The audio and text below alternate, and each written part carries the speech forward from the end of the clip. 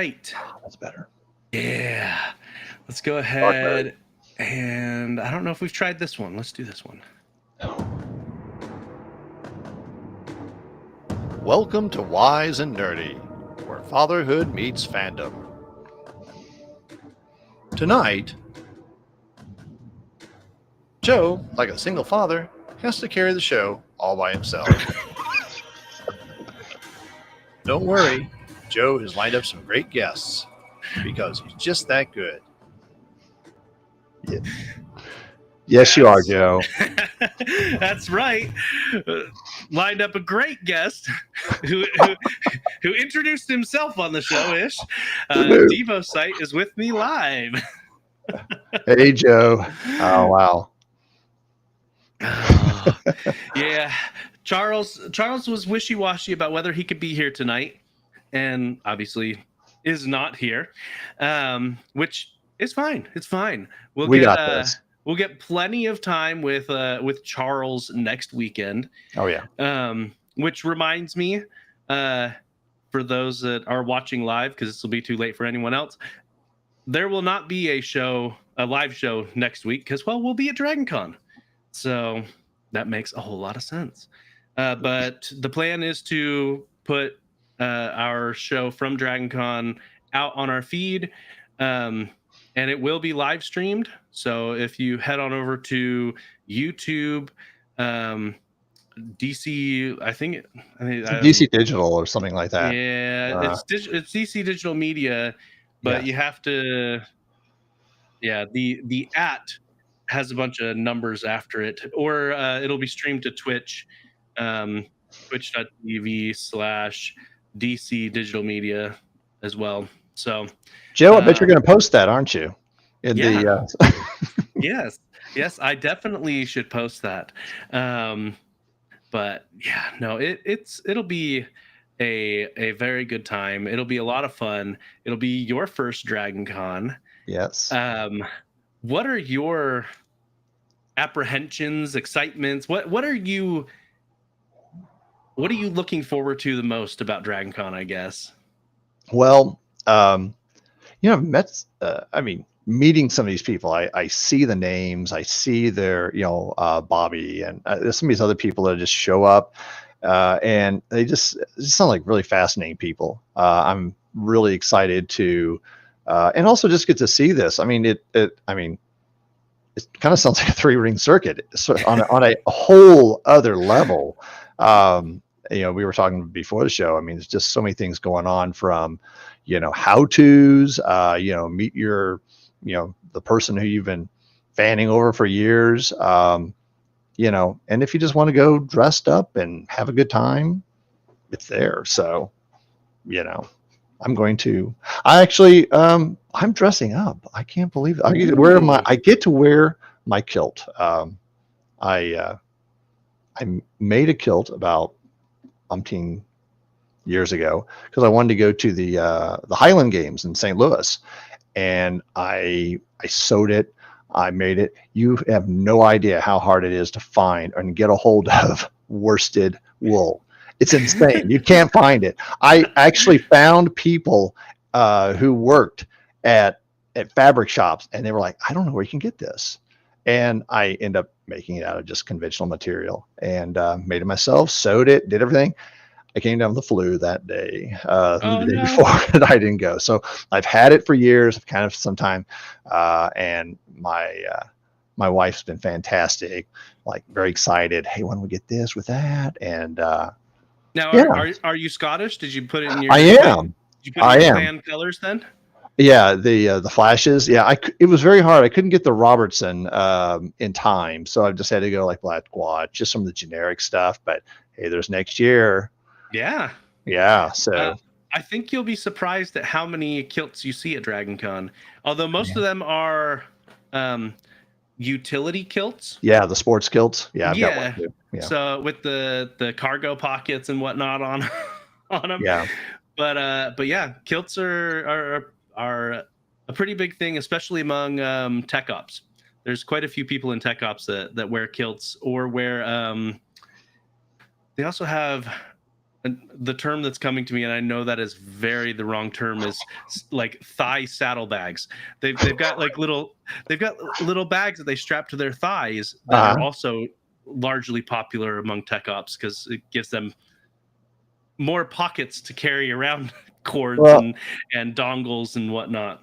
I don't think I have it down here. Usually, I've got a fanny pack, but it's like it's large. It's kind of obnoxiously large, and on trips I've taken it, and I'll be able to put stuff in it, cords, battery chargers, blah blah blah, wallets, and we've my wife has coined the term. It's my JTP, the John's Tech Pack JTP. So I understand JTP.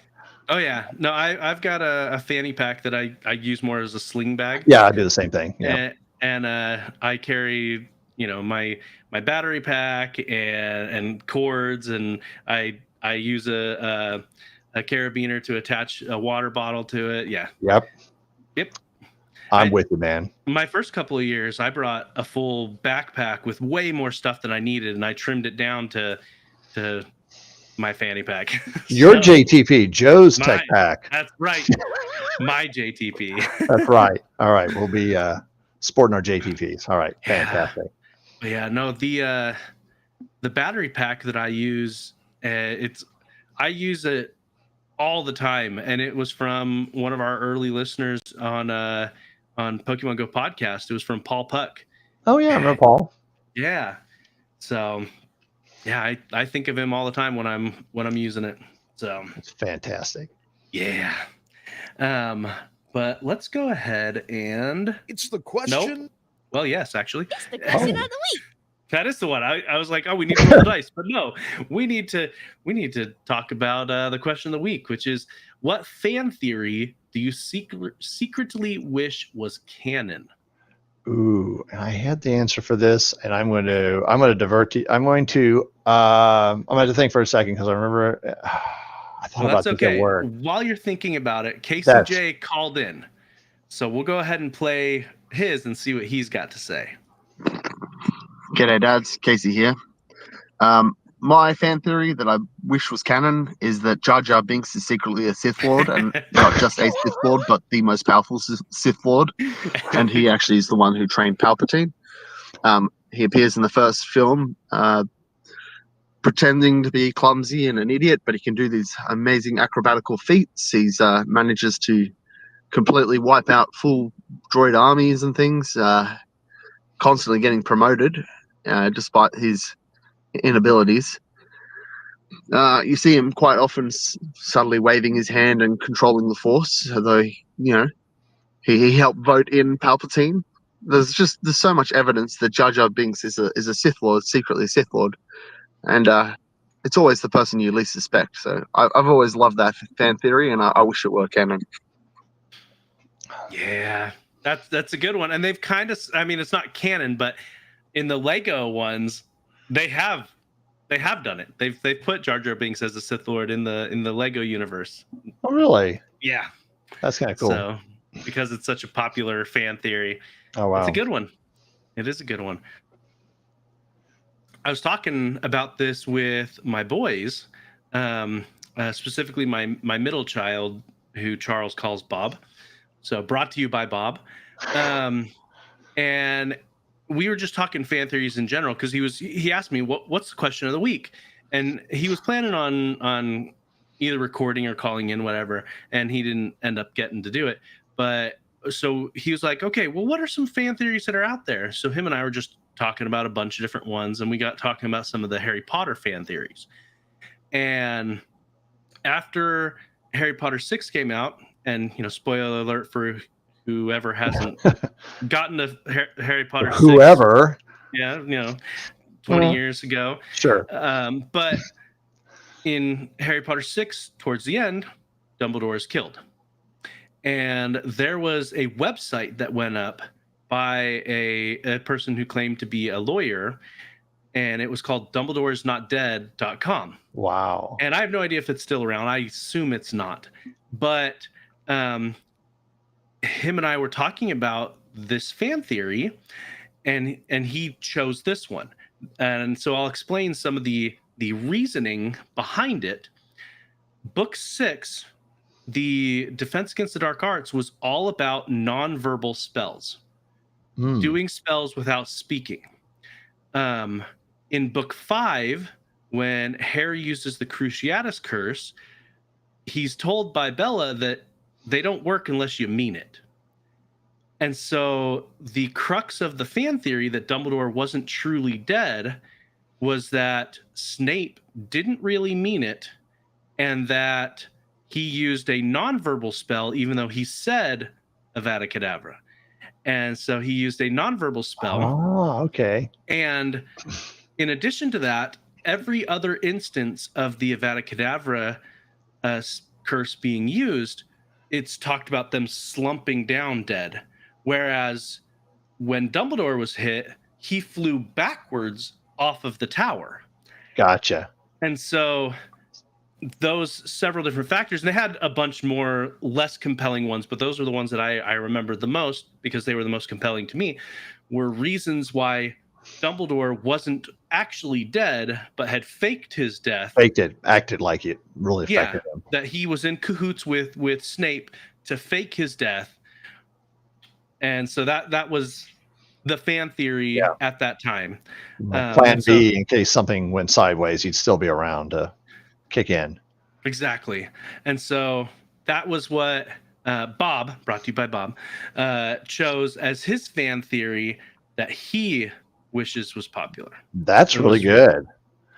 Well, you know, it's funny. So you're talking about your son, and I had to think about it for a second and realize, oh yeah, I know what it was. So my son, he's 18. About a year, he really got into 40K and the Warhammer stuff, and some of his it borders.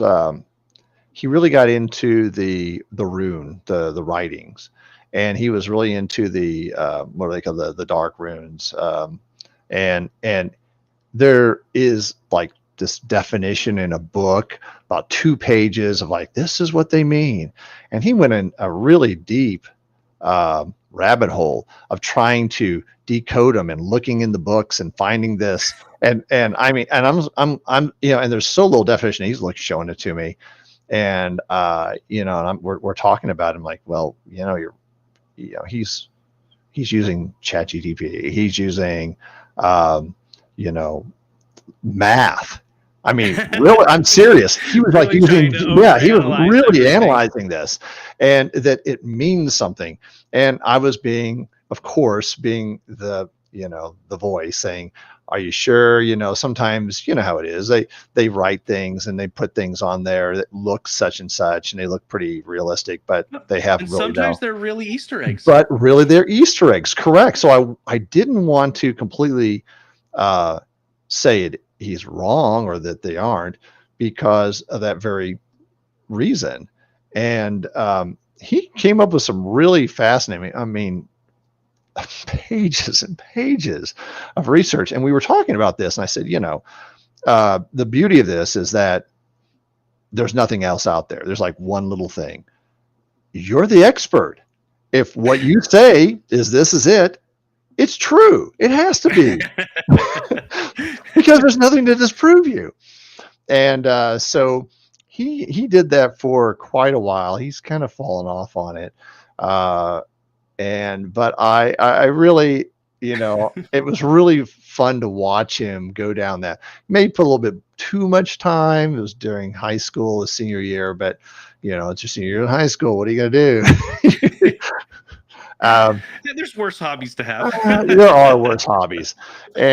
But it was really fascinating to see that. And I think that those are, you know, you get that. And I kept pointing, saying you need some sort of a Rosetta Stone, you know, something to, you know, and then he was like, well, it's just about these gruntle noises and stuff. I'm like, well, you don't have a way. So he was really trying to come up with a way. And I think it was a good exercise because it gave him a way to think about those things. And that's what we do, right? I mean, we look for patterns. Just like that, right? Yeah. Okay, this pattern is that they do this, you know, they do this curse, and this happens, but then this has happened. So obviously something's changed. That's great. I think it's fantastic to do that. Critical thinking is, I'm not going to say it's a dying art, but I think we rely on everyone else's analysis a lot these days, and I think that's kind of neat. Yeah.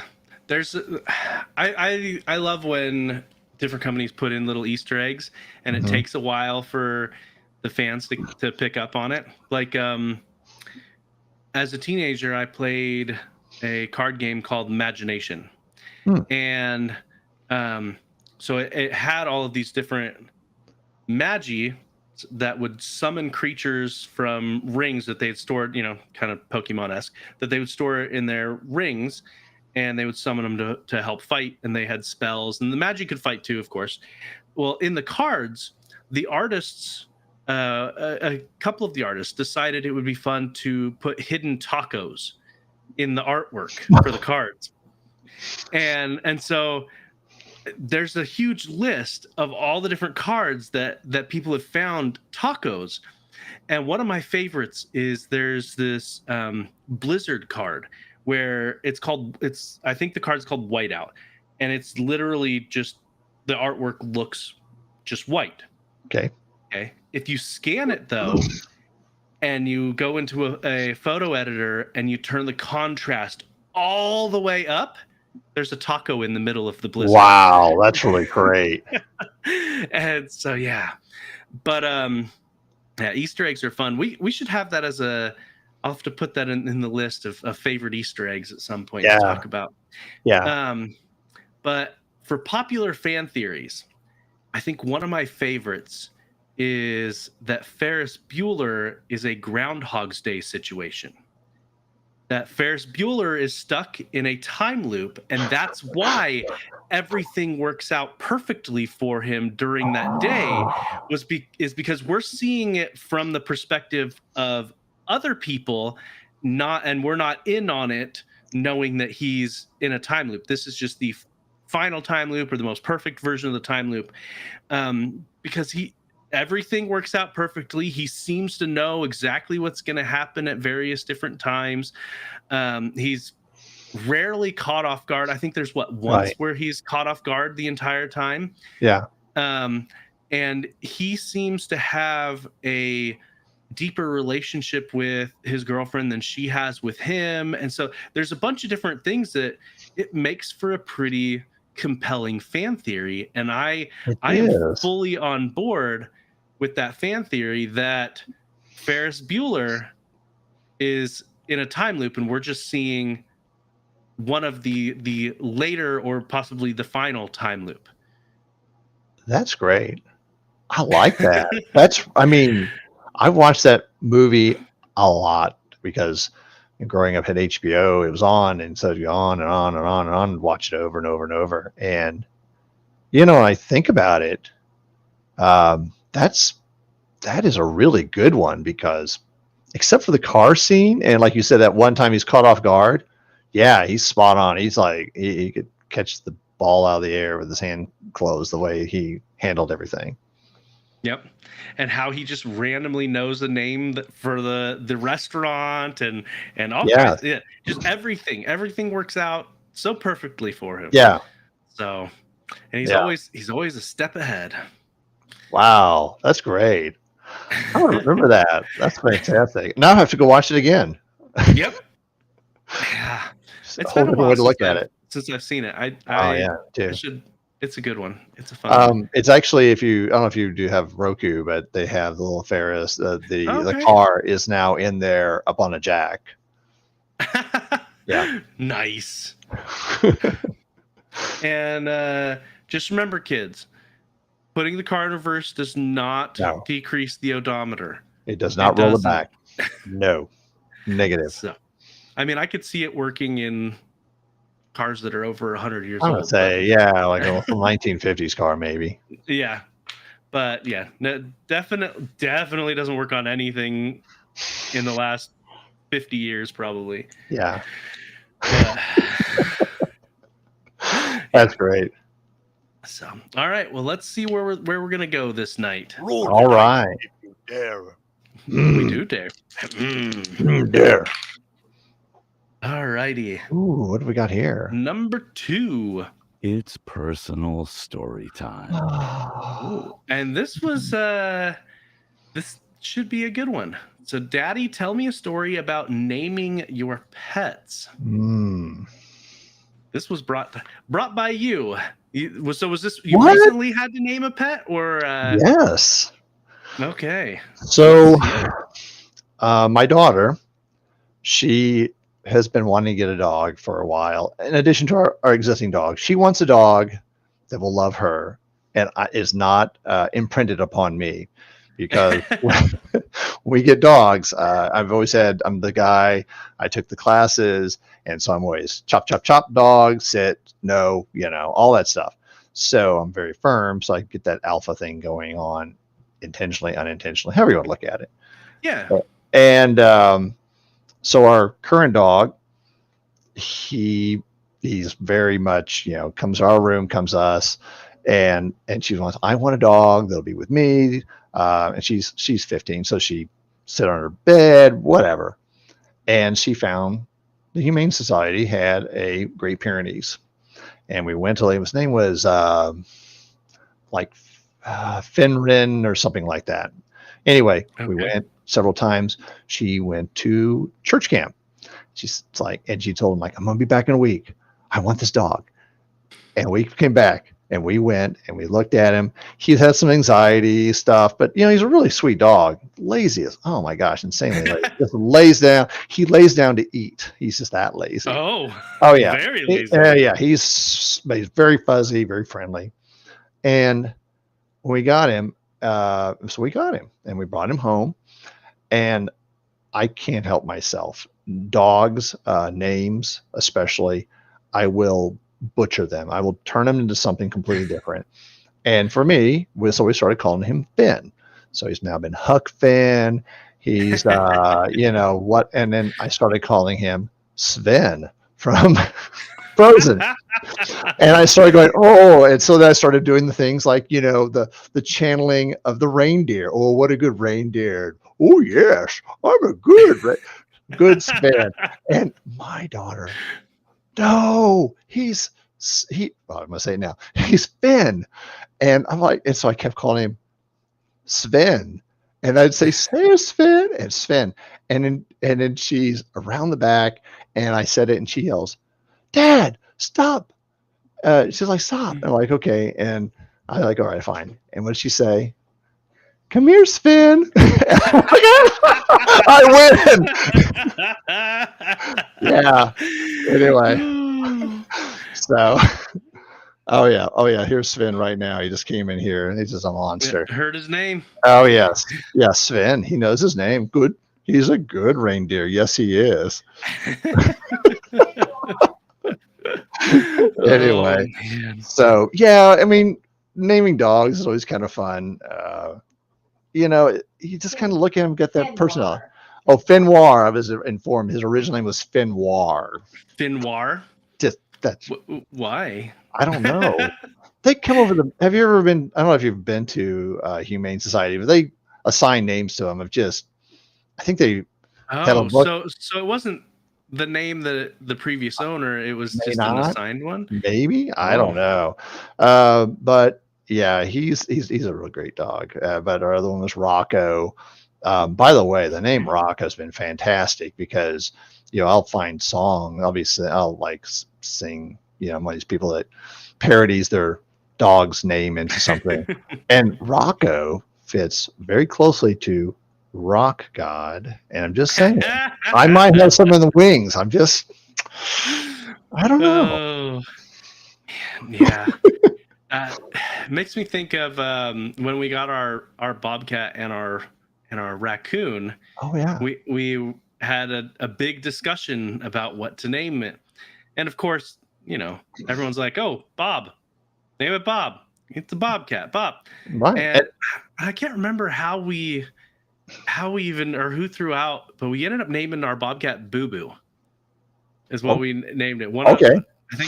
I think one of my sisters tossed out the name Boo Boo, and so he got named Boo Boo, and the raccoon got ended up named Rocky, because we drove from Washington State to Montana to purchase the bobcat, and Right. well, we kind of just kidnapped the raccoon.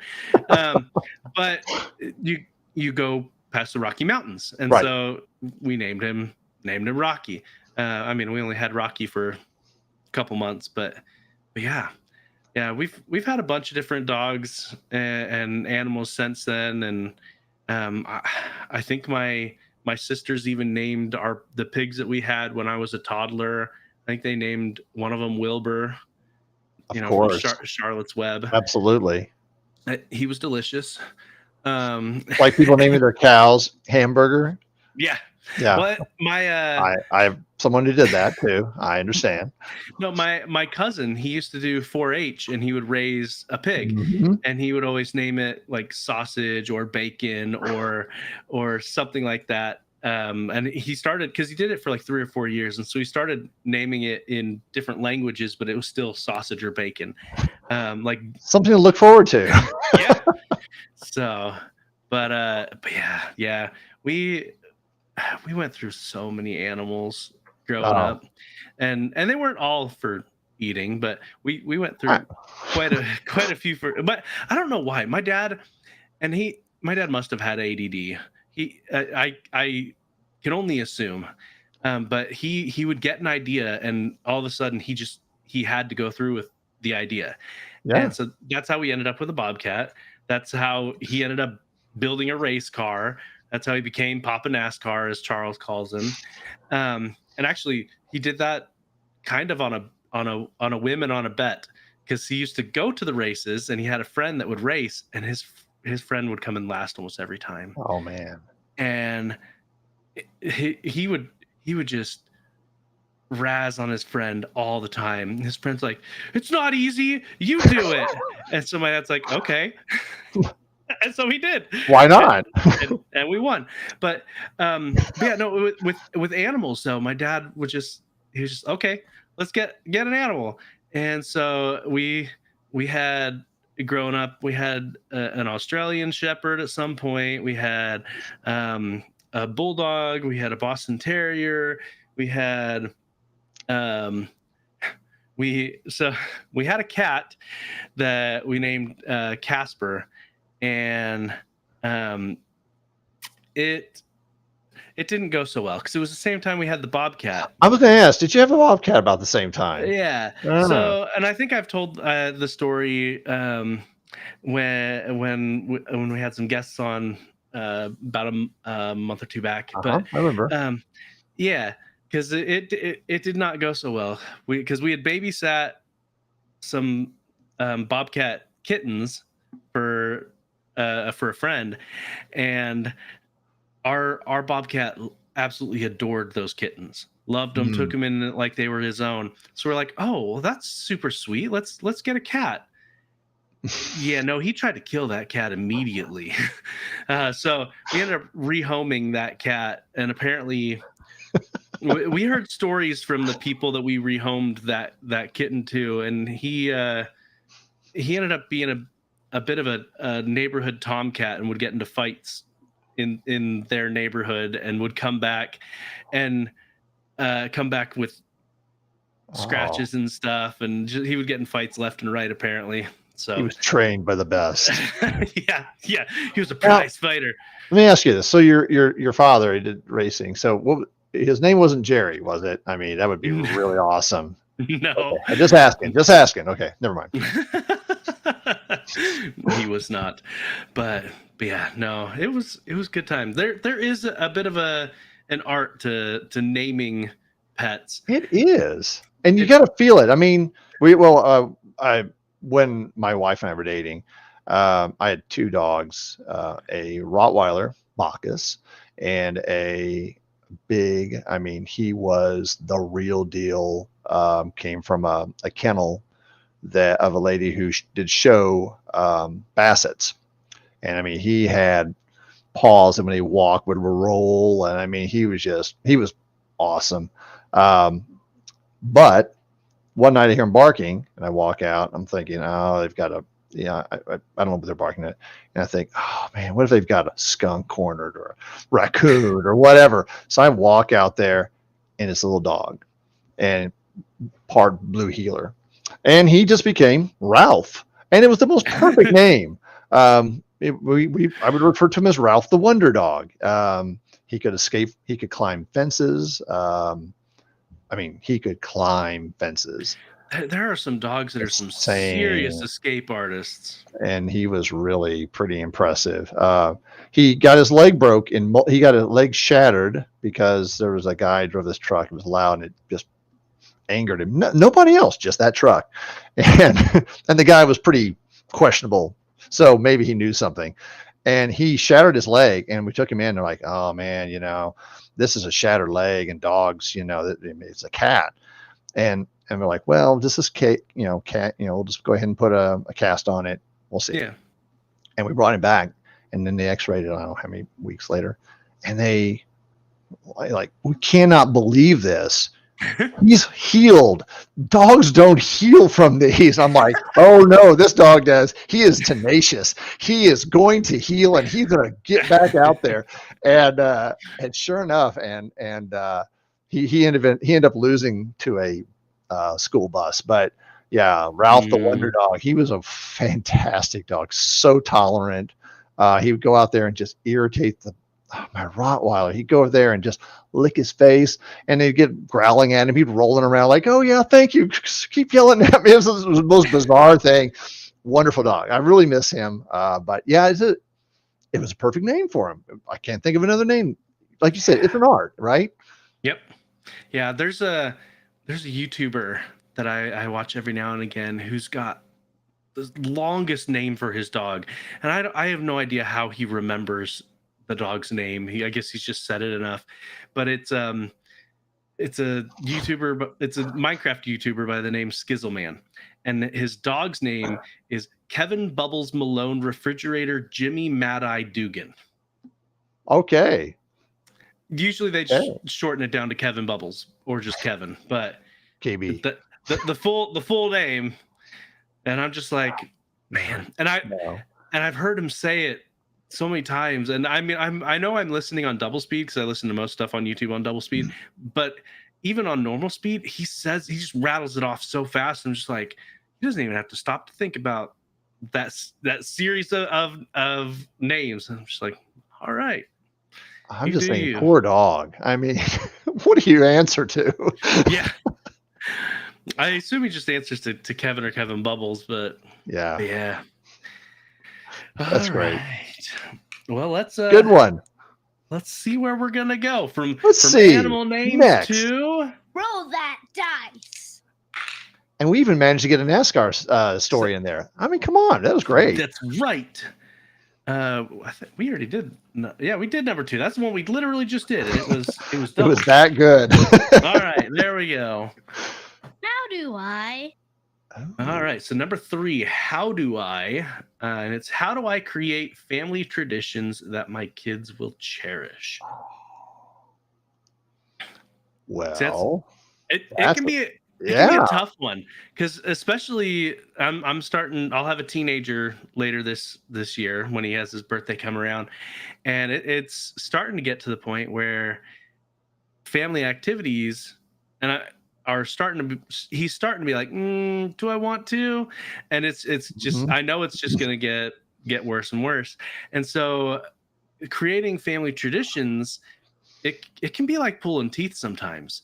Like every year we go to the beach with my in-laws, and every year at the beach, and my kids know it's going to happen. We take pictures, family pictures, our family beach pictures, but they fight us so hard on getting those pictures, and they're like, oh, it always takes forever. I'm like, yeah, because you don't smile, you don't look at the camera and smile. You're sitting there. Oh yeah, making all kinds of faces and poking their brothers, trying to get them all riled up. And just like, if you would just smile at the camera and take the picture, we could be done in like 5 minutes. But no, you have to drag everything out, and it's like takes us half an hour to 45 minutes to finally get one good picture. And and you get them with a smile and their eyes are closed. Yeah. Right? Yeah, that's the best. Oh man, But yeah, it's a whole production to get family pictures at the beach. And you were just at the beach, so are you really? This is fresh. Yeah, well, so not at the beach yet. Oh, you weren't at the beach yet? No, this past week, and I'll talk about it more during Nerding Out, but I was at a water park. Okay, so great. Kind of close. Still water involved. Yeah. Swimsuits and water and sun. But yeah, no. I think it can be, and it's going to be different for every family, trying to figure out how to get good lasting traditions. You either got to brainwash them young or get them to feel like they have input on it. Because if you can get them excited for the family tradition, then you've won. Yeah. Plain and simple. Or you get them to actually come up with it sometimes. Yeah. Yeah, and that's really fun too. Yeah, when they're old enough to provide more input, then just be like, hey, what should we do for a tradition? What should we make a tradition? And when they say, well, that's stupid, and you go, what was your idea? Oh, okay, it was a great idea. Oh, well, really? You suggested it last year. Okay, but it wasn't stupid last year, but this year it's a little cringe, Dad. Well, suck it up. Oh, yeah. That's right. Yeah. So how about what are some traditions in your household, and I guess how did they come about? I mean, when I think of, and I think a lot of people do, not everybody, but Christmas is Hanukkah, whatever, tradition. In our house, Christmas, and I think a lot of houses, really full of traditions, and like you said, keeping those traditions alive, or sometimes they're family events. Maybe I did this in my parents or did my grandparents' house or whatever. And those passing down traditions are kind of fun, but some of those traditions are not relative today. My grandfather, so he was around, he was born 1908-ish. Anyway, he remembers, so he grew up in St. Louis, and St. Louis in those days was kind of known as Little Germany, because there were so many German immigrants. And he remembered, he was telling the story of him and his cousin during Christmas, they had a Christmas tree, and they would light candles and put them on the Christmas tree. Oh yeah. And sit around and sing, and his cousin's job were to hold the water buckets in case the tree caught on fire, so they could douse it. And yeah, there is a tradition that was probably best left when the incandescent bulbs came along.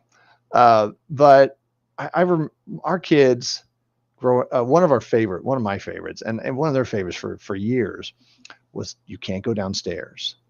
So we have our Christmas trees downstairs. We're up, our rooms are upstairs, and so go down. Nobody's getting up. Everyone goes down by them. Nobody by themselves, without mom and dad. And so what we began doing is we would do things like put tape across there, or put string, or put barriers, or this or that. And then it became a really big game. The kids trying to get through and this and that. And it was a lot of fun for them growing up. And then Dad even put a motion detector at the bottom. So if they did get through, then I had an alarm that went off. It was like, oh no, they caught us. So it turned into like a Mission Impossible. And it was really fun. And they loved doing it. And then one day they became older teens, and they didn't want to wake up. And we have to almost pry them out of bed. But we go down and read we have to read the Christmas story. My kids got really smart, and they, instead of pulling out the full Christmas story, they realized, hey, we've got the kids' Bible, which is like one page. So So they're handing it to.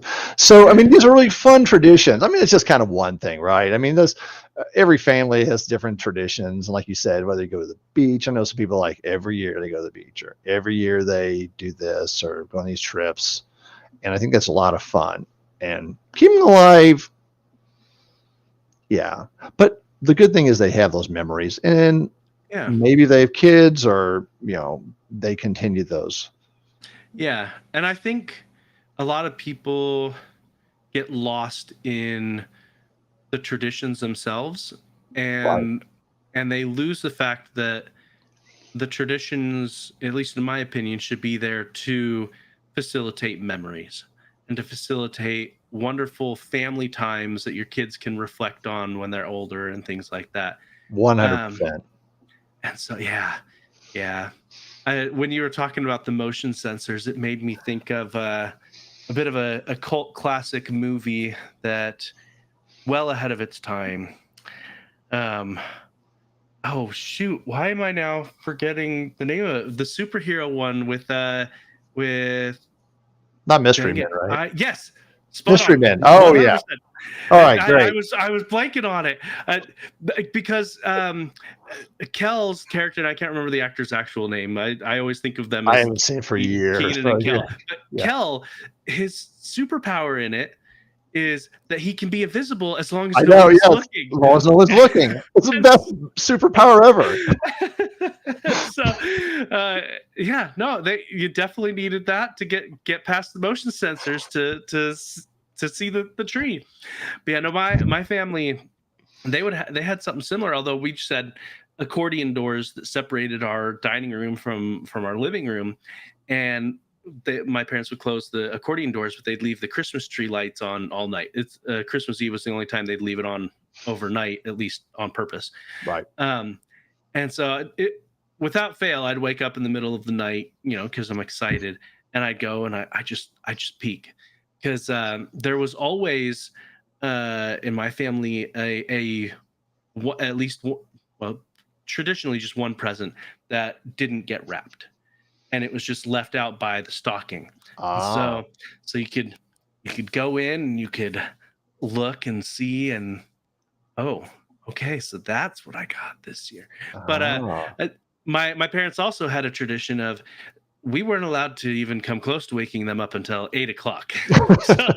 Yeah. Regardless of how excited we were, we needed to stay in our room until 8, and then we could wake up and start the chaos that was Christmas morning.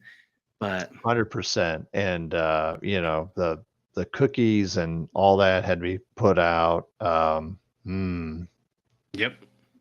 Yes. Great. So, yeah, family traditions. Yeah, like we said, don't get wrapped up on the traditions themselves. No. Get wrapped up in the memories.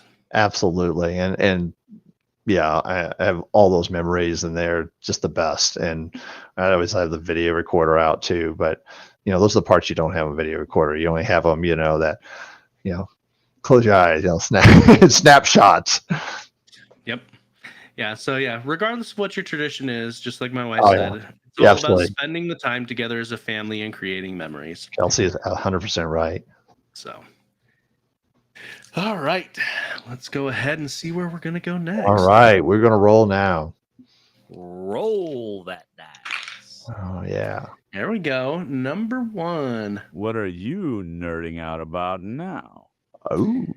Now, given what we were just talking about, I'll go ahead and go first, because we hinted at it this past week for my in-laws' 50th wedding anniversary.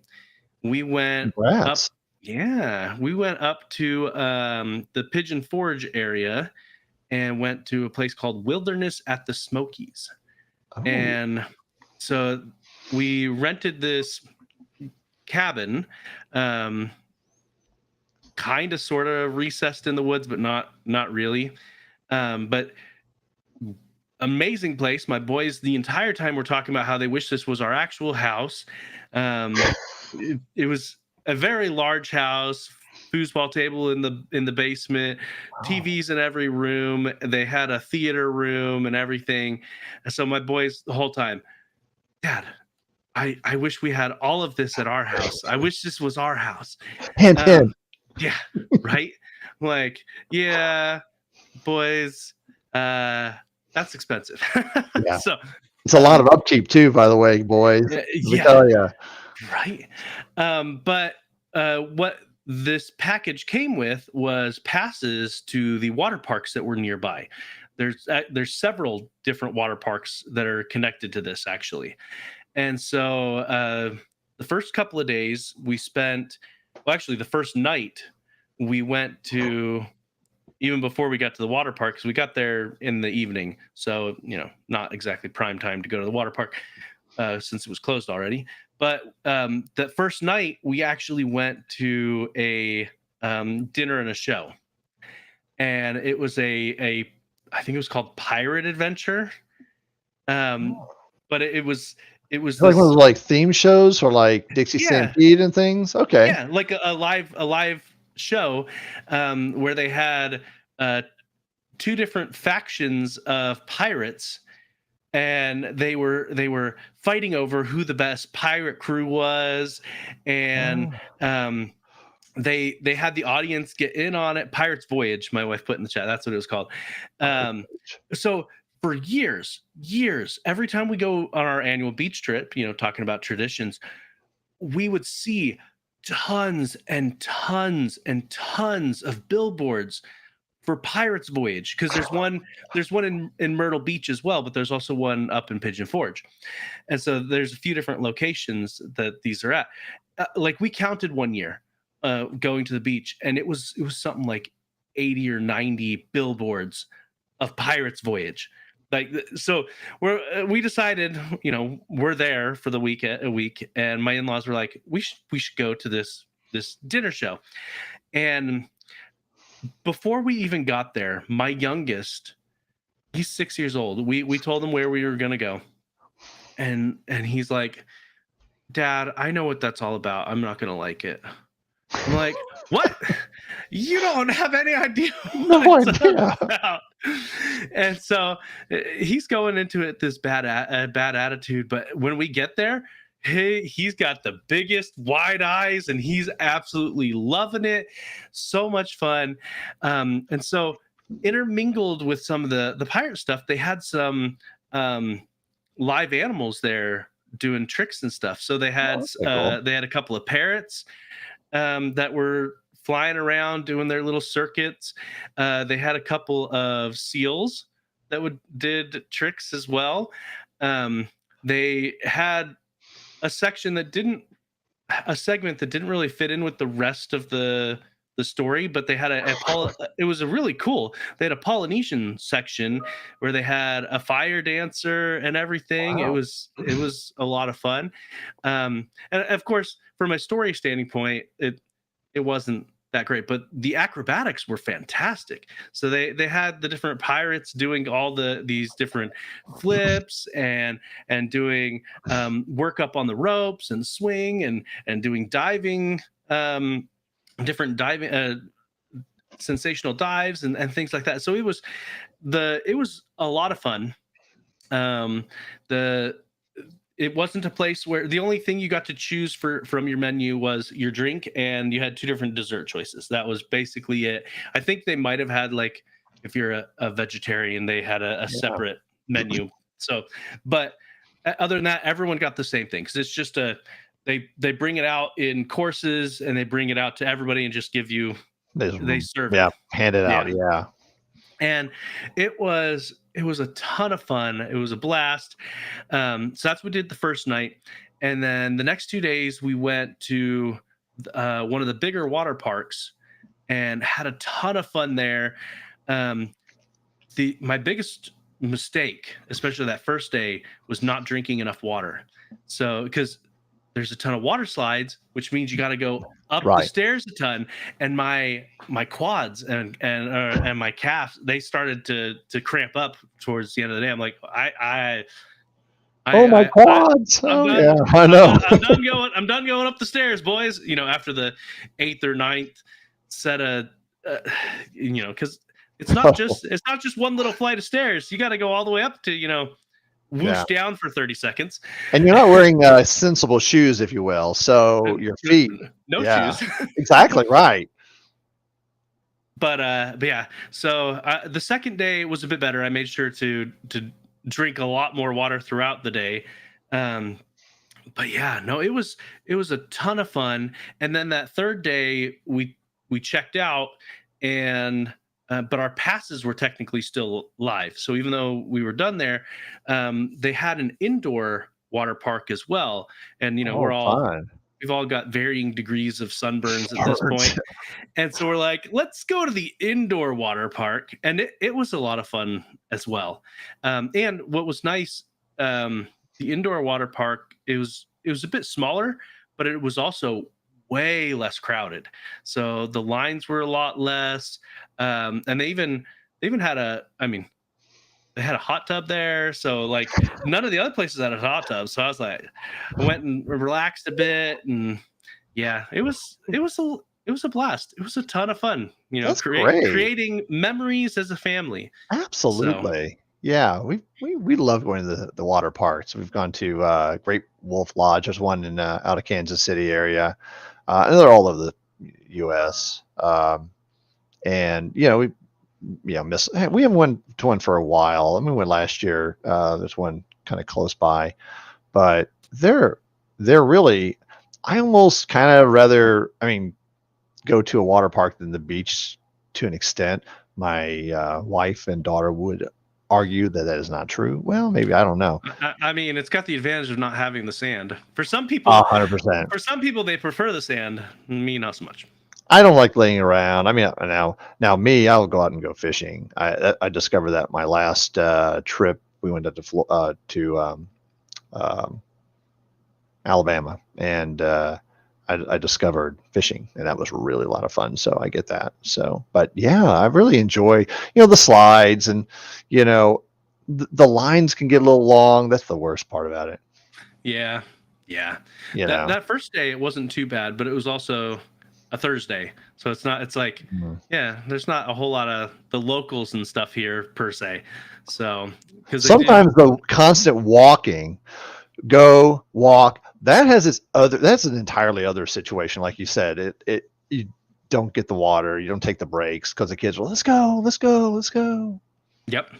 So, and they had the bigger section had a lazy river, but it was only it had every couple of hours it would fluctuate from being just a traditional lazy river to one where every 5-10 minutes a giant wave would come through the lazy river.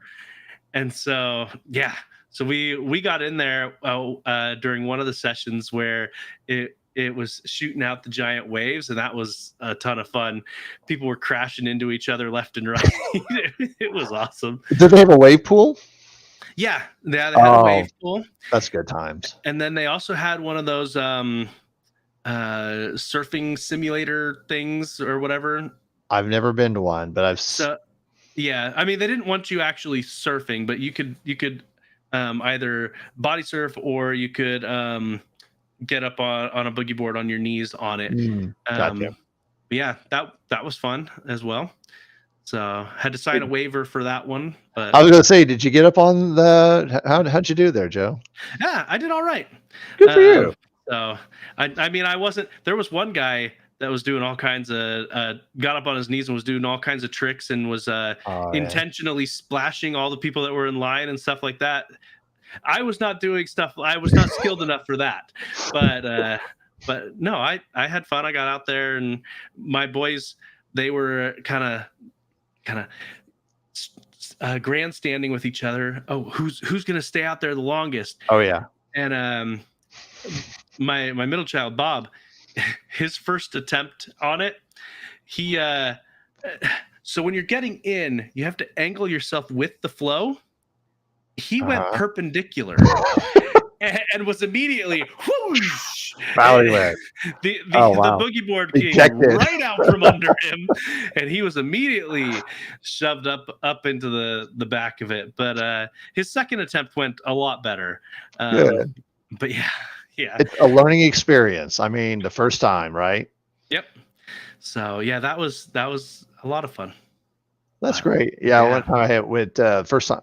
I've only been a couple of times water skiing, and a friend of mine in college, he said, "Hey, come out, my dad." And we went to this lake, and first time the second time I started coming up, and I just started like bouncing up and left and right, and I'm like, I'm in my mind, I'm gonna get up, I'm like and I get up, and I get down, and I get down, and my friend's like, "My gosh, that was amazing!" He was like, "You're gonna start doing like spins and stuff." He's like, "It was incredible." I'm like, it didn't feel incredible to me, but after the first time, yeah, that was fun. Yeah. So what are you nerding out about? Well, thanks for asking, Joe. This thing called Dragon Con's coming up, and I've taken a couple of weeks off. I have been stacking that time up. I still have actually a lot of time left to burn for another trip in the future here very soon. Some friends moved back to England, and we are going to take that. And but that'll be fun. Yeah, that'll be fun. But I have. Well, going down, I'm just going to go ahead and drive. And I've driven to Atlanta several times, and it's just straight down, about a 10-hour drive roughly, right through Chattanooga over Mont Eagle Mountain. And I decided to take a bit of a dog leg and go first and visit a friend of mine from college. And he and I, we still stay in touch after all these years. We were roommates for years. I would put him out there like, best friend. And then I'm going to continue across a little bit to Ohio, and I'm going to do some camping. And okay, so you're making a whole trip out of it, yeah, not just Dragon Con. Absolutely. And then after that, I'm going to go see the world's largest steel self-supporting expansion bridge or something like that. Oh, okay. It's on the way. Why not? Right. So when does your journey actually start then? Monday. So on Monday, I will okay. drop my daughter off at school, and I will drive through St. Louis, and I may stop and visit a friend of mine in there. And then I'm just going to continue on because my friend Sean, he lives in Indiana, and he doesn't get off work until 2:30. So it's about perfect. It's about 2-3 hours, or that's going to be about a 6-7 hour drive roughly. Okay. So that'll be a nice, perfect stop, visit him for a while, go on. And then I'm going to go to Shenandoah Valley. There's a national park there, and there's a really nice little campground there. I will be right on the Appalachian Trail, so I'll be able to walk over and say I walked the Appalachian Trail. Yes. Or at least part of it. We won't talk about that. Well, I will have walked on it. And anyway, and then I'm going to head, then that'll be Wednesday morning, and I'm going to head down, and I'm going to stop. Very important stop. Many years ago, on our way to Myrtle Beach on a Sunday, we accidentally found the Bush Bean Welcome Center, their headquarters. They make Bush Beans, okay. Yes. The funny thing about it was, when I say an accident, I said, "Hey, we just get on the interstate, but why don't we take this nice little scenic route around this way and then hit the interstate?" So it's, for a little extra time. And the whole time I heard about it, this is adding time to our trip. We need to get there. But then we found the Bush Beans, and my daughter, especially in those days, she loved Bush Beans, baked beans. Oh, she is like, she's an aficionado. And that was, she came home. I mean, she made the promised land, but they were closed, unfortunately. Oh, no. So I'm like, well, I'm gonna be on the way. Why not stop there, get some swag, get a picture, actually walk into the building and, do a B&E. So, and then I'm going to head on down, and I'm going to I'm going to hang out. And Phil has been very gracious to allow me to crash one night there, because I know that Charles is working out some logistics. And I think then you and I are going to meet in person Thursday. Yeah. And that'll be exciting. So I'm going to have quite the adventure. And then there's Dragon Con, which is his own adventure. Yep. Yeah, like we were talking before we started, Dragon Con is what you want it to be, because there is so much going on at any given time there. Random kid. Too many beans would make for a miserable road trip. Oh, that could be, I'll buy a can, okay? I can go to the store and buy a can. Why would I buy it there? How about I'm sure they have some really fun T-shirts or something. I don't know. Yeah. Get a hat. So there's been a couple of different times when I was growing up where we drove from Washington State to Pennsylvania to visit family.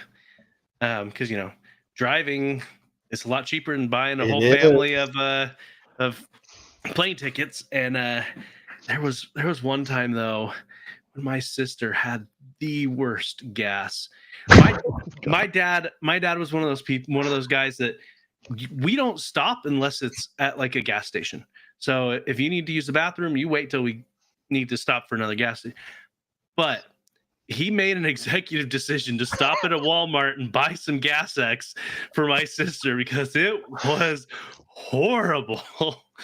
He needed to stop. Yeah. No, it was bad.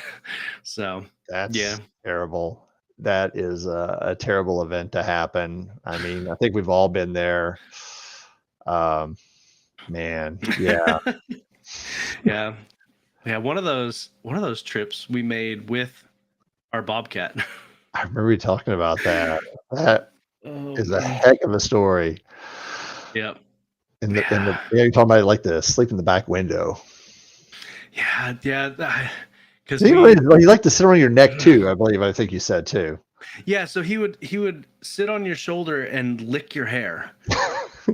And he had, it wasn't like a typical dog or cat tongue, because they've got rough bits. They're rougher than human tongues, but it was almost like sandpaper, the Bobcat tongue.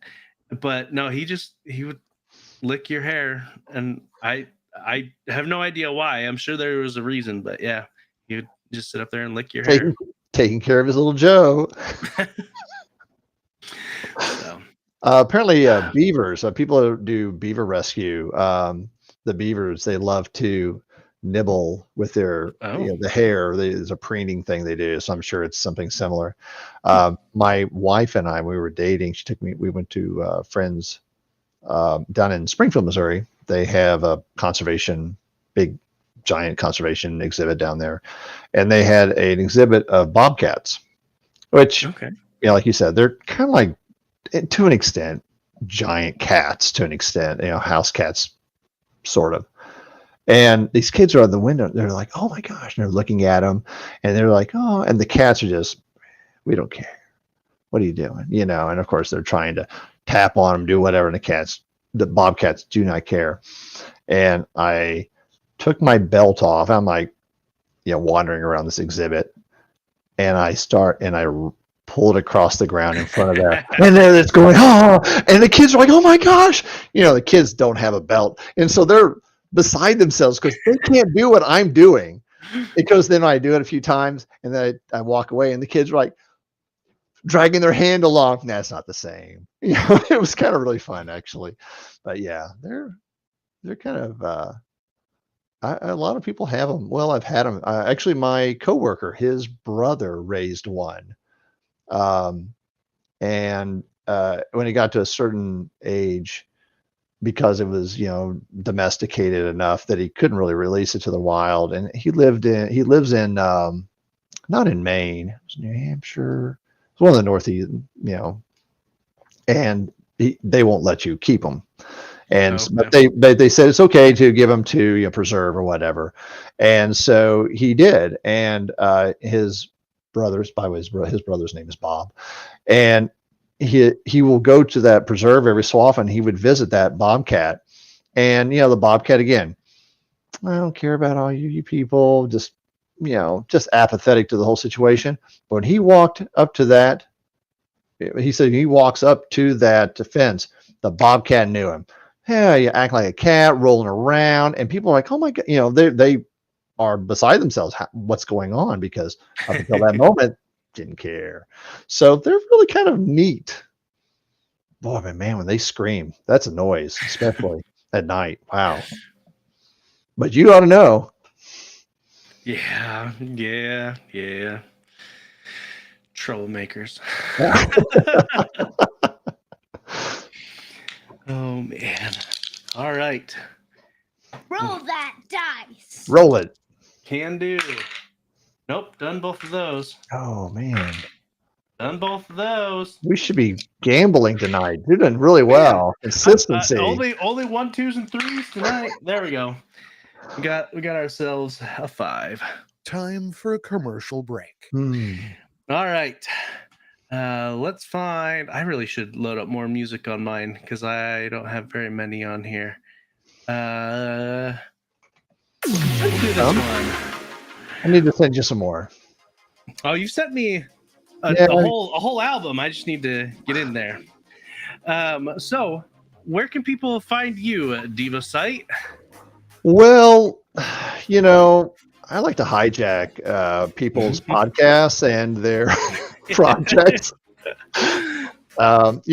Really, my wife, Rebecca Zumba, is who I really kind of am behind helping her technical stuff. And she does some stuff, and you can find her on YouTube under Rebecca Zumba, no spaces.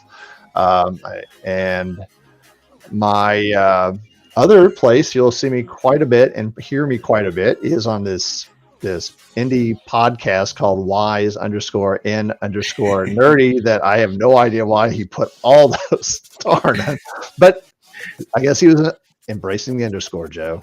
That's right. Embracing the underscore. Yeah, even if you search for Wise and Nerdy, at least in Google, we've saturated it enough. Yeah, so I've noticed that. That's good. Good for you guys.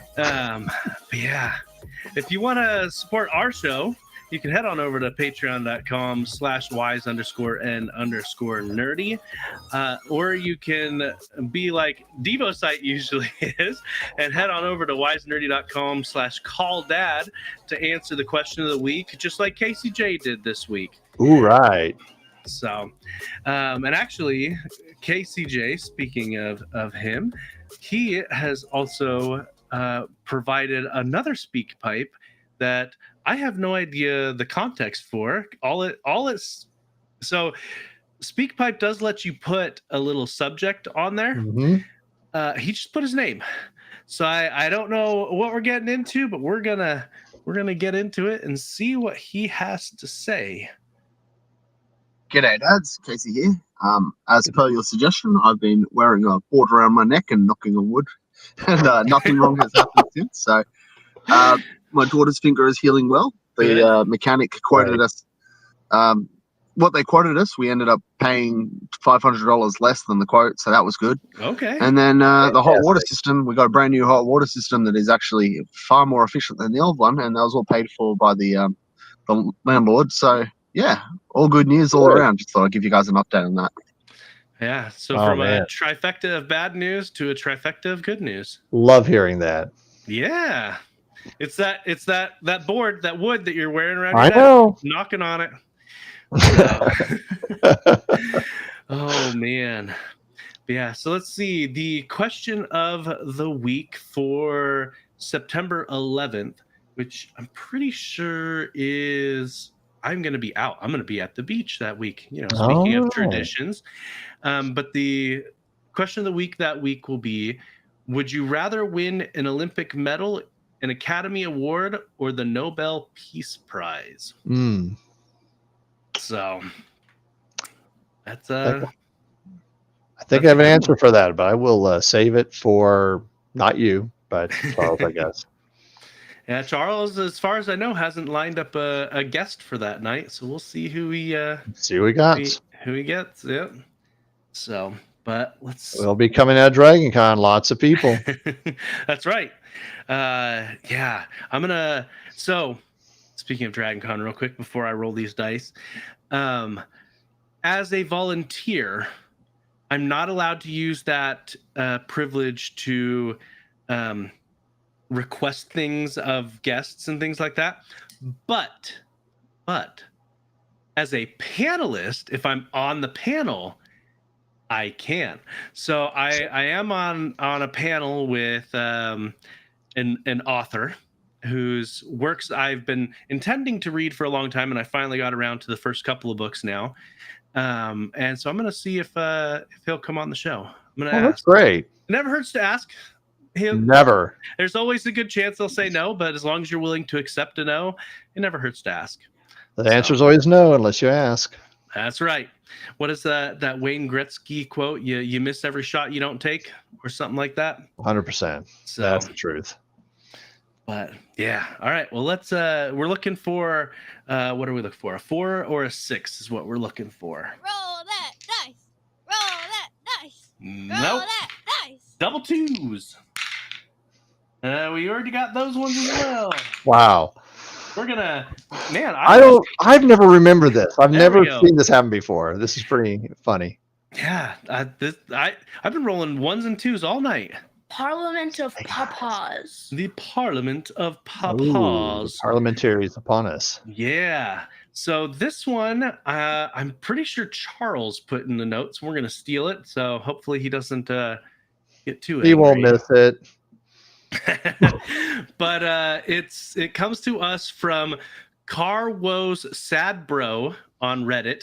It's Am I the Buttface Reddit? It says, am I the buttface for vetoing my wife's car purchase in the dealership and walking out of there without looking at the car she picked out? Oh. So here we go. Let's get into some context here. Yeah, we need to hear this one. So he's a 29. So I'll say the ages here because sometimes if you read them in stream, it can get confusing. But so he is 29. His wife is 27.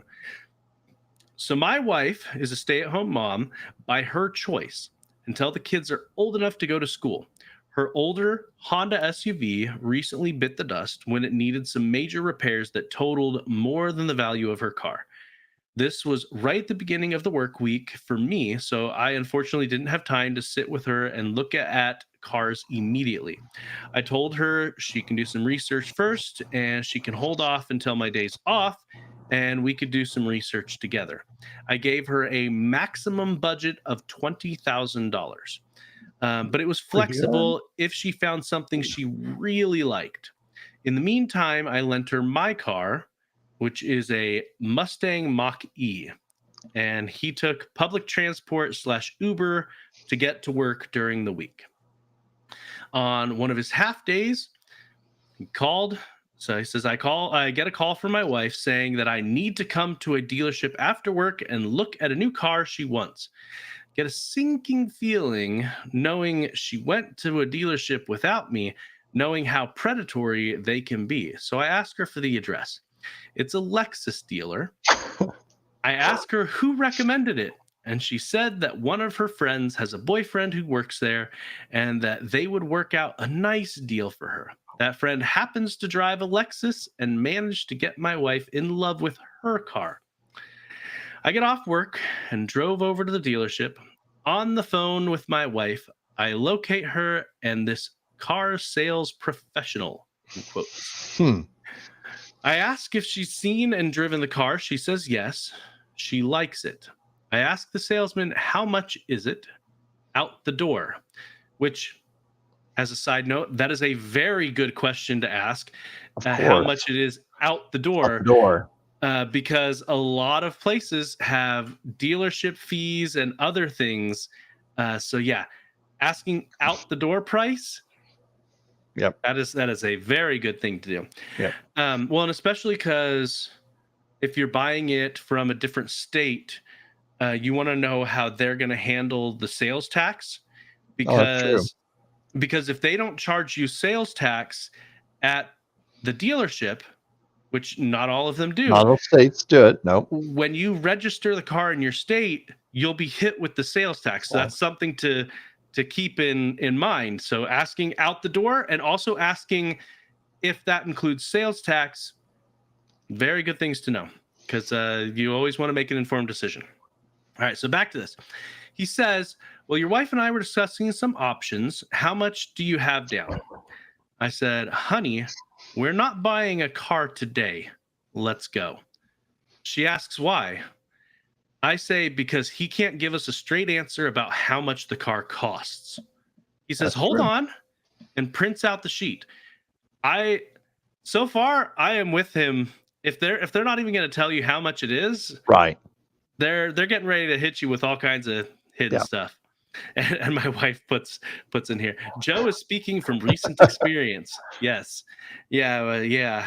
When you look at the price on the website, and then all of a sudden it's, $4,000 or $5,000 more expensive when you get the printout. Yeah. I learned very quick to ask what the out the door price is. Yeah. So they print out the sheet. The used 2020 Lexus GX 460 she was looking at was an eye-watering $56,000 after taxes, fees, and add-ons. So her original budget was $20,000. And she's looking at a $56,000 car. Yeah.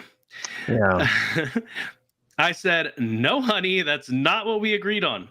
She asked if I could at least look at the car before I left, but I said no. The salesman tried to butter me up and sell me on the car, and they said say they could work on the price, but I just took the keys from my wife and left. Eventually, I was able to sit her down and show her some much more affordable options that wouldn't require us financing the car and go back into debt. She ended up purchasing a nice used Honda Pilot Touring that she ended up liking. Honda Pilot's a nice car. This is good. Very reasonable. Very reliable, too.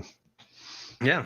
That car, all told, purchase price and then some overdue maintenance items came out to about $21,000. Not bad. This incident in the grand scheme of marriage was a blip, but she did say I seemed cold and unreceptive to what she wanted at the dealership. But I defended myself by saying that the sales strategy in a dealership sometimes is to make one spouse love the car and make that spouse feel like the salesperson is on their side so that they might purchase a car from them even if it's not a good decision for the couple. Am I the buttface for how I handled the dealership situation? Her friend is also a little upset I treated her boyfriend rudely at the dealership. But from my perspective, that wasn't my wife's friend's partner.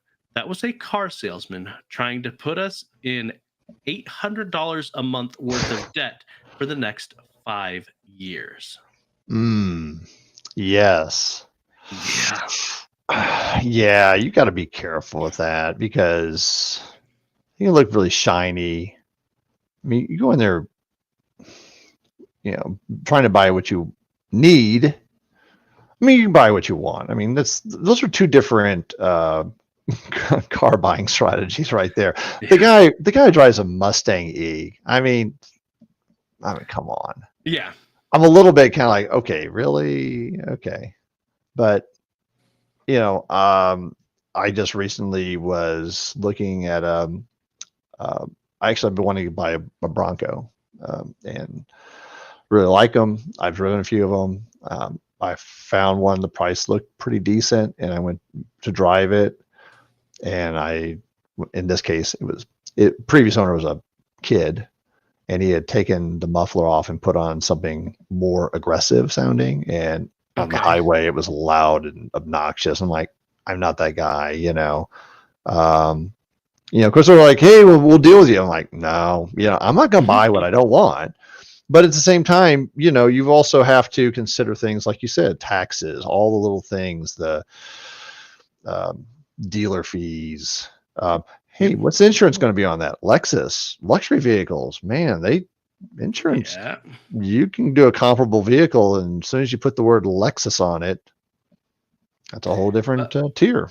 And I found, at least during while we were shopping around for our car, there were very, very few dealerships that were willing to negotiate on price. Most of them were, no, what we posted on the website is what we're asking. Yeah. And they would rather let it sit on their lot and bring it down every couple of weeks.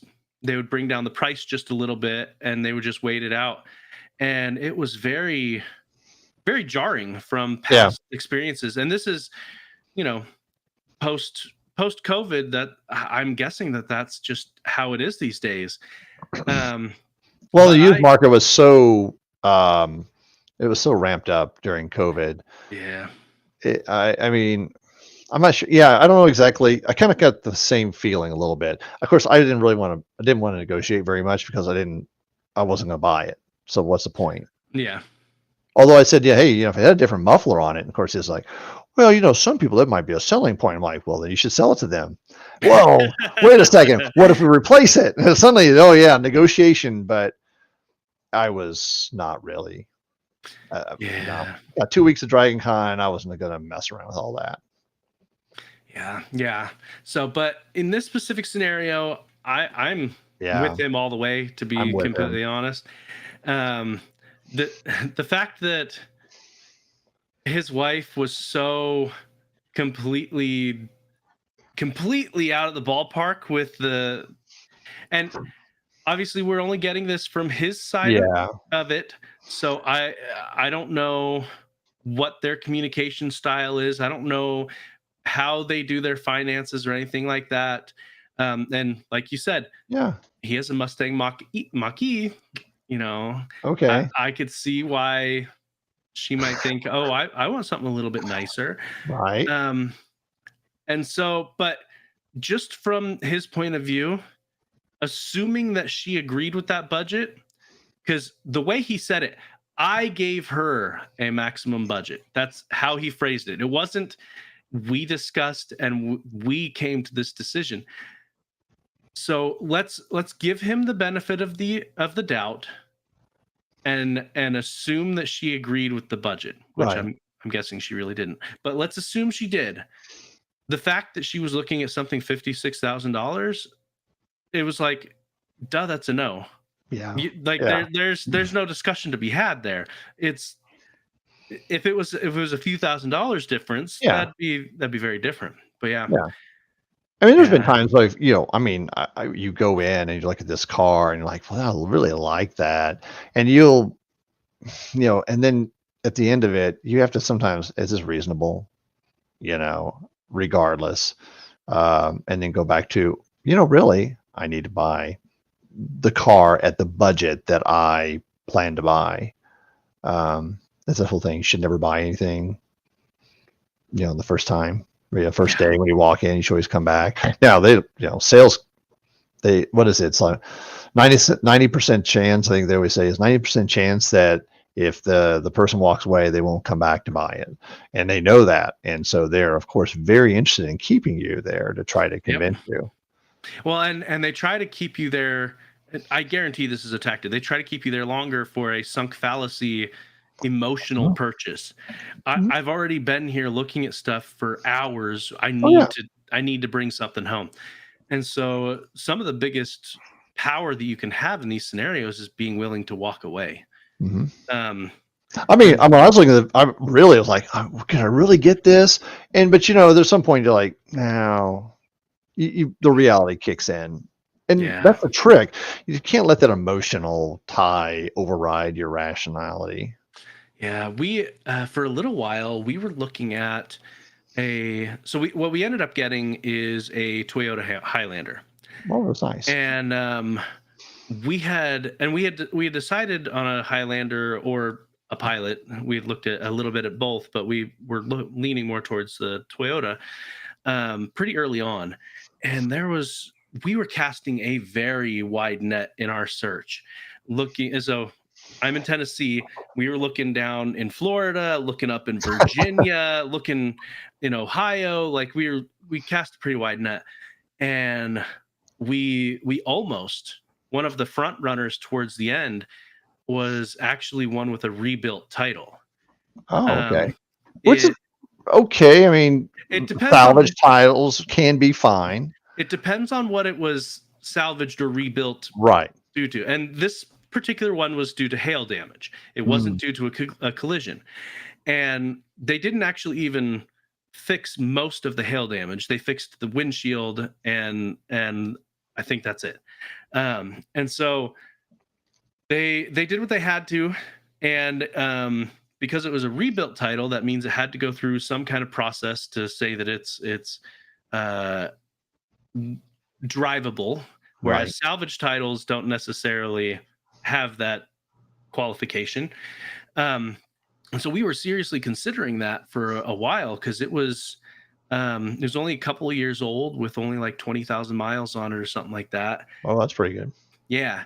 And so a comparable version, but without the hail damage, would have been like $10,000 more expensive than this one with hail damage.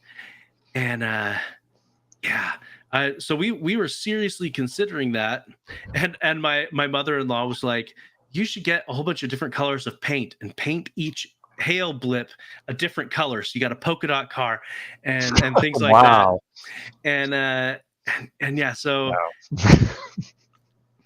yeah. Main dude, car went through one hail of a time. Yeah, no, it was all kinds of pockmarked. And actually, one of the selling points for that particular place was the price that they put on their website was the price other than sales tax. There weren't any hidden dealer fees or anything like that.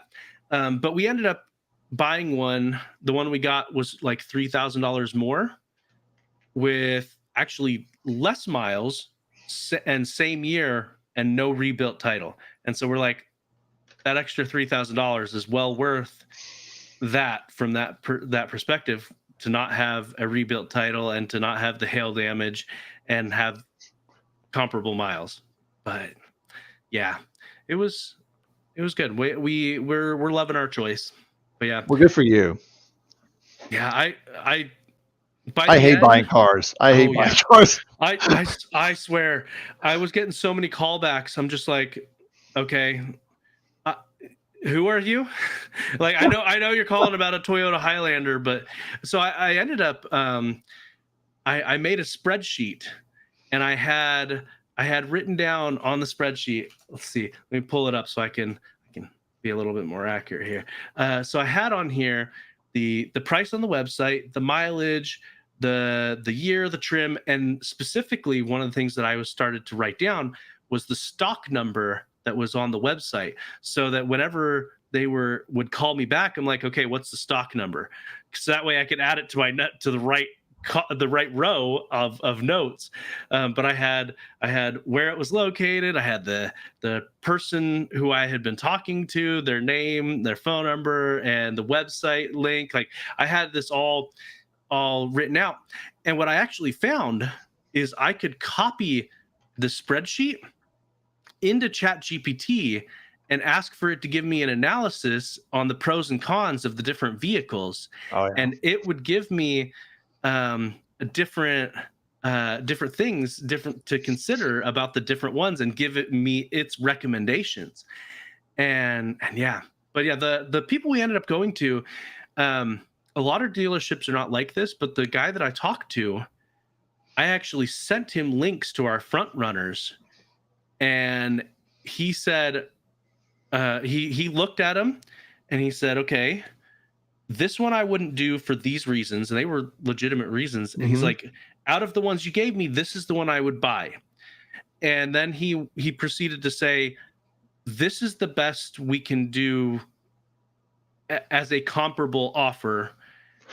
And his was only a couple $1,000s more than our front runner at that point. But the reason, and this is going to be something that not everyone's going to experience, the reason he was helping us out so much is because the owner of the dealership is a friend of a friend of a friend. So okay.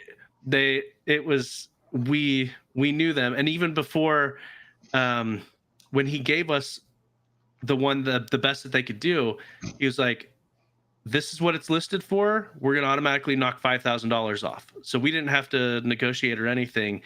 He's like, this is a family and friends $5,000 discount. Good for you. So yeah. And you were talking about the guy. The guy was feeling feelings were hurt because they didn't buy from him. He was rude. You know, it's his job. I mean, yeah. Come on. It comes to the territory. You got to have some thick skin when you're in sales. You know, well, you didn't buy. It's almost a tactic unto itself. I hate to say it. Yeah. Well, what you need to do is you need to leverage that sunk cost fallacy into them. By you being willing to walk away, they want to make the deal. Yeah. But what I've also found, main dude, he's just throwing his thing. I can't pay attention to him because in this car. It's true. It's true. But yeah, no, they want to get the sale. Now, like I said, a lot of them were not willing to negotiate the price. And what I also found is a lot of the salesmen were not allowed to negotiate the price. You actually had to go to their sales supervisor or sales manager, and they were the only ones allowed to negotiate the price. And so I'm like, okay, so you're not really a salesman. You're just hey, this is what we have on our website. I'm like, okay, I can get all that from your website. Why do I need to talk to you? Type of thing. Sometimes a bit of a tactic too. I mean, they know what because for them it's margin, and so they don't want to lose their margin. But by he just won't let me go down. Well, he doesn't want to go down. I mean, his commission is often tied to the that. Other person the bad guy. Yeah, exactly. I can't. My hands are tied. I can't do anything. Yeah. I'm sorry. Well, my wife and they're like, she's put in there, said yes, they had a lasso around John, me. Yeah, and they do that. I mean, again, they know I came in there looking specifically at that and for that car. They're going to try to, emotionally blackmail you. You want to ride it, it's great. But at the end of the day, like you said, if you're willing to walk away, you may actually get a better deal. In my case, I wasn't interested in it, but yeah. Well, and it's so you did a great job. By the way, that whole idea of the comparison, that's great. I mean, that's how you should do it, especially you have that ability or that time.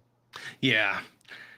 Well, and I work from home, so when my wife needed to drive around, she would drive in my car. Granted, it's a little bit more squishy than what we got, because I've got a RAV4, so not having that third row. I mean, we've only got 3 kids, but legally speaking, our oldest is not, at least according to Tennessee laws, is not old enough to sit in shotgun. And so squishing all 3 in the back with one still being in a booster seat, Right. Yeah, it can be a bit of a tight squeeze, especially when you're turning corners and the booster seat is flying around. But well, good for you. I'm glad that worked out. I'm really glad it did. So yep. So I think we're in agreement that the way he phrased it, he's not the butt face, but I'm guessing his communication skills could use a lot more. Really could work on that a little bit. Yeah. Because the fact that she thought that $56,000 would be even a viable option really speaks volumes to the lack of communication that was actually done versus the facts as presented by the OP. But this did not have a verdict on it. A lot of times Reddit will have a verdict on whether they deem them the butt face or not. And this one, it does not have an overall verdict. I'm going to look at the top several comments to see. Let's see. The first 3 are all not the butt face ones. Not the butt face. Most of them seem to be not the butt face. So the verdict, it's not officially labeled by the mods of the subreddit, but just at a passing glance, it seems that the internet also says not the butt face. One person's calling him out, though, saying that it's a made-up story, because in the story, he says that he was taking public transport, but then later he says he got off work and drove over to the dealership. I'm assuming he took an Uber and just said to the dealership. But yeah, people are being a little pedantic. So. And also, if think about it, this guy's driving around and he's letting her borrow it or what. I think he's probably a little bit on the pissy side because he wants his car back. So, but at the same, so he's probably getting a bit of a mood. Yep. But then there's other people calling him out about how much did his Mustang cost. I know. I mean, that's what I was thinking. Like, that is not a cheap car. Not. No. Yeah. No. So you get your $20,000 and I get my Mustang E. Mm-hmm. Yeah. So, but we are on to our final segment, Charles's absolutely favorite segment. Joke. So I went ahead and decided that we haven't ragged on car salesmen enough yet. Let's do it. So I popped over to ChatGPT and I asked ChatGPT to give me some car salesman dad jokes. Okay. All right, let's hear it. Why did the car salesman bring a ladder to work? It's about elevation. No, I don't know. Because the prices were sky high. Nice. A guy asked the car salesman if the car had heated seats. He said, yeah, but only if you leave it out in the sun. Hey, mine's had those a few times this week. Why did the sports car go to therapy? I don't know. Had too many breakdowns. Why did the used car blush?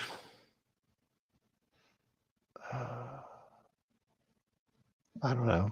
Because it saw the new model.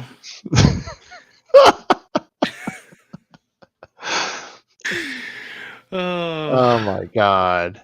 The main dude said, by the way, must have been a convertible. Must have been a convertible. I asked my customer if they wanted financing. They said, no, thanks. I already have enough bad habits. Oh, wow. Woo. Those were good. Those were good. I like those. Think twice before you buy. That's right. ChatGPT coming up with dad jokes on the fly for us. That's right. So Charles may hate dad jokes, but he loves ChatGPT. So it evens so he had out. to enjoy them. So he had to love those. I mean, yeah, that's right. Yeah. So you gotta love it, Charles. You have to. Have to. No ifs, ands, or buts about it. ChatGPT says so. And on that note, everyone, have a good night. Woo-hoo.